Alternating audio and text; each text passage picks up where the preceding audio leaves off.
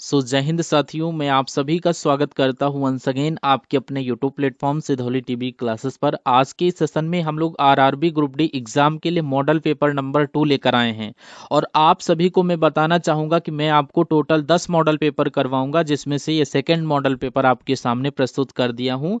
हर एक model paper में आपके विज्ञान के क्वेश्चन, करंट अफेयर के क्वेश्चन और रीजनिंग मैथ के क्वेश्चंस भी मैं आपको करवाऊंगा। अगर आप इन सभी मॉडल पेपर को अपने पेपर से पहले तैयार कर लेते हैं, क्योंकि ये वो 10 एक्सपेक्टेड मॉडल पेपर हैं जो कि आपके संपूर्ण सिलेबस के साथ देखने को मिलेंगे। इन मॉडल पेपर में सबसे इंपॉर्टेंट और सबसे शानदार प्रीवियस ईयर के क्वेश्चंस करवा रहे हैं, तो मेरा मानना है आपका पेपर क्रैक होना चाहिए, क्योंकि यहाँ पर बहुत मेहनत के साथ ये सभी मॉडल पेपर तैयार किए गए हैं। दूसरी बात यह है कि अब पेपर के अंतिम दिन चल रहे हैं, इसलिए अपनी मेहनत को डबल व ट्रिपल कर दीजिए अगर आप वाकई में अपने एग्जाम को क्रैक करना चाहते हैं, आरआरबी ग्रुप डी को। तो चलिए तैयार हो जाइए। सबसे पहले विज्ञान के हम लोग यहाँ पर क्वेश्चन देखते हैं 25, देन आफ्टर करंट अफेयर के करवाएंगे। तो आप लोग अपने स्कोर कार्ड पर ध्यान देते हुए चलिए। फर्स्ट क्वेश्चन आपकी स्क्रीन पर कह रहा, अनुवांशिकी का जनक किसे कहा जाता है? फादर ऑफ जेनेटिक्स की बात किया जाए तो ग्रेगर जॉन मेंडल को कहा जाता है। ऑप्शन बी के साथ करेक्ट आंसर करिएगा। नेक्स्ट क्वेश्चन में कह रहा है, निकट दृष्टि दोष को ठीक करने के लिए किस लेंस का यूज किया जाता है? तो यहाँ पर अवतल लेंस का यूज किया जाता है। अगर दूर दृष्टि होता तो यहाँ पर उत्तल लेंस का यूज करते हैं। नेक्स्ट, मायोपिया जो किस अंग का रोग है? अगर मायोपिया की बात किया जाए तो ये आपका आंख से संबंधित रोग है, इसलिए ऑप्शन नंबर बी को लॉक कर दीजिएगा। नेक्स्ट, निम्नलिखित में से किस तत्व की कमी से घेंघा नामक रोग होता है? तो अगर आप लोग यहाँ पर आयोडीन के साथ कर रहे हैं तो बिल्कुल सही आंसर बनेगा, आयोडीन की कमी से घेंघा नामक रोग होता है। नेक्स्ट नेक्स्ट क्वेश्चन में कह रहा है, डायलिसिस किस अंग से संबंधित है? अगर आपसे पूछा जाए तो आप लोग क्या बताओगे? तो डायलिसिस की बात किया जाए तो ये आपका वृक्क से संबंधित है। राइट आंसर आपका ऑप्शन नंबर डी के साथ जाएगा। और नेक्स्ट क्वेश्चन में कह रहा है, एक स्वस्थ मनुष्य एक दिन में कितनी मात्रा में मूत्र उत्सर्जित करता है? ये आपसे यहाँ पर पूछा जा रहा है। तो आप लोग याद कर लेना, यहाँ पर 1.5 लीटर यानी कि 1.5 लीटर एक स्वस्थ मनुष्य एक दिन में इतनी मात्रा में मूत्र उत्सर्जित करता है। उसके बाद देखिए, सर्वप्रथम यानी कोशिका की खोज सर्वप्रथम किसने की थी? आपसे पूछा जा रहा है, तो यहाँ पर रॉबर्ट हुक को लॉक कर दीजिएगा। रॉबर्ट हुक ने ही कोशिका की खोज की थी। अगला क्वेश्चन देखिए, कोशिका सिद्धांत यानी कि सेल थ्योरी का प्रतिपादन किसने किया था? तो ये जो नाम है स्वान और स्लाइडन के द्वारा दिया गया था, इनके ही द्वारा कोशिका का सिद्धांत प्रतिपादित किया गया था। Correct answer option A. सबसे छोटा जीवित पक्षी कौन सा है? तो यहाँ पर हमिंग बर्ड, कैनेरी, डव या गौरैया? तो करेक्ट आंसर आप लोग हमिंग बर्ड के साथ करिएगा, ये सबसे छोटा जीवित पक्षी है। Right answer option number A के साथ बनेगा। तो निम्नलिखित में से कौन सा सबसे बड़ा जीवित पक्षी है? सबसे छोटा पूछा जाए तो हमिंग बर्ड आपने लगा दिया। और अब आपसे सबसे बड़ा जीवित पक्षी पूछा जा रहा है, तो आप लोग कमेंट बॉक्स में बताइए। और अभी तक आपने सेशन को लाइक नहीं किया तो लाइक कर दीजिए, चैनल को सब्सक्राइब नहीं किया तो प्लीज आप लोग सब्सक्राइब कर लें। और जब जब आपका ग्रुप डी का एग्जाम होता है तो आप सभी को पता है चंद दिन बचे हुए हैं, आपकी एग्जाम डेट वगैरह सब कुछ आ चुकी है। जितनी चीजें आपको पढ़ाई जाए, जो जो प्रश्न आपको करवाए जाए, उतना आप पढ़कर चले जाइएगा। मेरा मानना है पेपर आपका बहुत ही इजीली क्रैक होना चाहिए। तो यहाँ पर अब आप लोग तैयारी अपने तरफ से मैं आपको करवाने की पूरी कोशिश कर रहे हैं। आप लोग अपने तरफ से पूरी तैयारी करिए, और कैसे क्या पढ़ाना है ये सब हमें पता है, और कैसे पेपर को क्रैक करना है वो भी हमें पता है। मैं अपना पूरा एक्सपीरियंस इस पर लगाऊंगा, जितनी मेहनत करना पड़े मैं करूंगा, लेकिन आपका ये पेपर साथियों क्रैक करवा कर ही रहूंगा। तो यहाँ पर आप लोग बताइए, सबसे बड़ा जीवित पक्षी कौन सा है?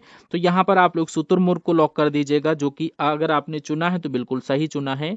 नेक्स्ट, चींटी के काटने पर किसका अंतःक्षेपण होता है? अगर आपसे पूछा जाए, अम्ल आपसे पूछा जा रहा है, जो कि आपका क्या फार्मिक अम्ल होगा, या फिर आपका एसिटिक अम्ल होगा, या फिर ऑक्जेलिक अम्ल होगा, या टर्ट्रिक अम्ल होगा?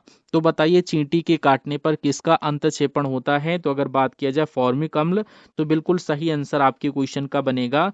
और नेक्स्ट नंबर क्वेश्चन देखिए, शुद्ध सोना कितने कैरेट का होता है? शुद्ध सोना ये साथियों 24 कैरेट का होता है। कितने कैरेट का? 24 कैरेट का ही तो होता है। ऑप्शन नंबर बी को लॉक कर देना। नेक्स्ट क्वेश्चन में कह रहा है, पीतल निम्नलिखित में से किन धातुओं का एक मिश्र धातु है? तो अगर हम पीतल का बात करें तो ये तांबा और जस्ता से मिलकर बना होता है। तांबा व जस्ता ऑप्शन नंबर बी में लिखा हुआ है, सभी लोग लॉक कर देना। नेक्स्ट नंबर क्वेश्चन में पूछ रहा, आइजैक न्यूटन ने किसका आविष्कार किया था? अगर आपसे पूछे तो आप लोग क्या बताओगे? आइजैक न्यूटन की बात चल रही है, तो इनमें से किसका आविष्कार किया था? थर्मामीटर का? नहीं। क्या यहाँ पर रिफ्लेक्टिंग टेलीस्कोप का, यहाँ पर आप लोग बिल्कुल सही आंसर पकड़े हैं। इन्होंने रिफ्लेक्टिंग टेलीस्कोप का ही आविष्कार किया था, आइजैक न्यूटन ने। नेक्स्ट, भाप के इंजन का आविष्कार किसने किया था? तो भाप के इंजन का आविष्कार ये किसके द्वारा किया गया था, ये बात आपसे पूछी जा रही है।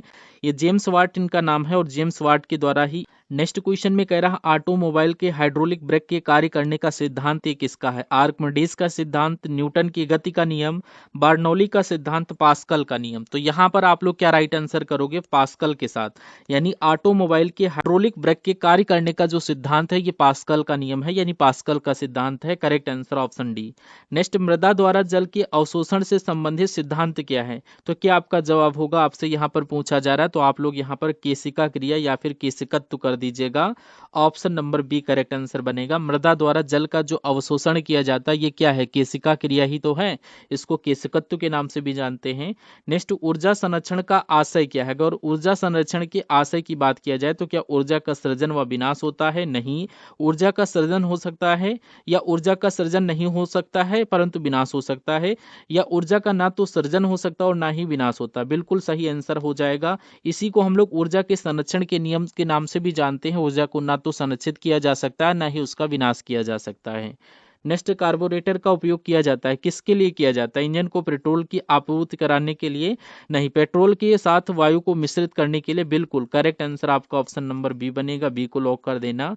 नेक्स्ट क्वेश्चन में प्यारे साथियों पूछा जा रहा, पनडुब्बियां पानी में चलती हैं, इनके इंजनों में निम्नलिखित में से किस ईंधन का यूज किया जाता है? तो यहाँ पर आप लोग किसका राइट आंसर करेंगे? किसका यूज किया जाता है? पेट्रोल तथा ऑक्सीजन, या डीजल, बैटरी, भाप? तो यहाँ पर आप लोग डीजल के साथ कर दीजिएगा, उनके ईंधनों के लिए डीजल का यूज किया जाता है। नेक्स्ट नंबर क्वेश्चन आपकी स्क्रीन पर कह रहा दाब यानी प्रेशर की इकाई क्या है? तो दाब की इकाई यहाँ पर न्यूटन बटे मीटर स्क्वायर है। ये बात आप लोग याद कर लेना, न्यूटन बटे मीटर स्क्वायर यही प्रेशर की यानी दाब की इकाई है।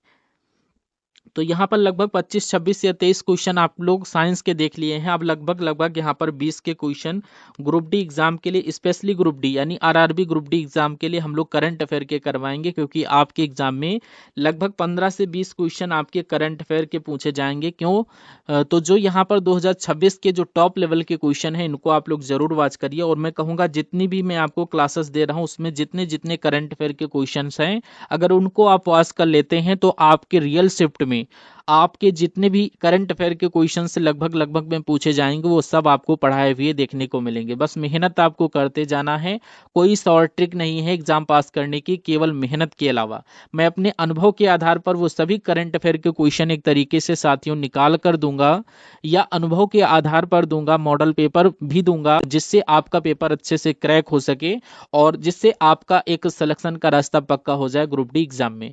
तो चलिए इन सवालों को आप लोग देखिए। साथियों, हाल ही में किस राज्य में भदरसा कस्बे का नाम बदलकर भरत नगर किया गया है? तो ये काम उत्तर प्रदेश में किया गया है। करेक्ट आंसर आपका ऑप्शन नंबर सी होगा। कहाँ भारत की पहली स्पेस एक्सप्लोरेशन गैलरी का उद्घाटन किया गया है? तो ये तो साथियों भोपाल में किया गया है, यानी भोपाल में भारत की पहली स्पेस एक्सप्लोरेशन गैलरी का उद्घाटन किया गया है। किस राज्य सरकार ने भारत की पहले एआई विश्वविद्यालय की स्थापना की घोषणा की है? तो आपका जवाब यहाँ पर कर्नाटक हो जाना चाहिए, क्योंकि कर्नाटक राज्य सरकार ने भारत के पहले एआई विश्वविद्यालय की स्थापना की घोषणा की है। किस राज्य ऊंझा जीरा और ऊंझा सौंफ को भौगोलिक संकेत यानी कि जीआई टैग दिया है? तो ये गुजरात ने दिया है, यानी गुजरात राज्य का जीरा, गुजरात राज्य का सौंफ, यानी इसको जीआई टैग दिया गया है। ये क्वेश्चन वेरी मोस्ट इंपॉर्टेंट है।